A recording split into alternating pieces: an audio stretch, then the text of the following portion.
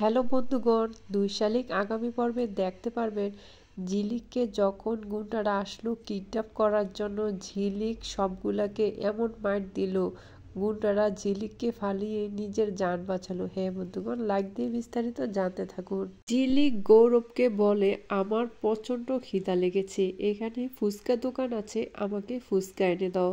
গৌরব বলে, এত রাত্রে গাড়ি থেকে বের হওয়াটা ঠিক হবে না। ঝিলিক বলে, কিছুই হবে না, তুমি গিয়ে আমার জন্য ফুচকা নিয়ে আসো।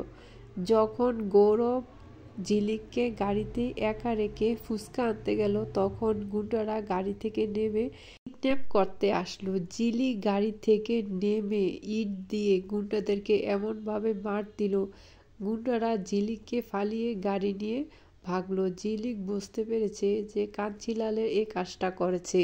এইদিকে কালু বলে, ঝিলিক এত পরিমাণ কেরাতি জানে, আমরা কিছুই পারি না, ও আমাদেরকে এত পরিমাণ মারধর করেছে, লাস্টে আমরা ভেগে চলে এসেছি। কাঞ্চিলালের ভাগিনা বলে, স্টুপিড একটা মেয়েকে তোরা এতজন লোক কিডন্যাপ করে নিয়ে আসতে পারলি না। বন্ধুগণ, ঝিলিক যখন বাড়িতে যাবে কাঞ্চিলালের রিয়েক্টটা কেমন হবে অবশ্যই কমেন্টস করে জানাবেন।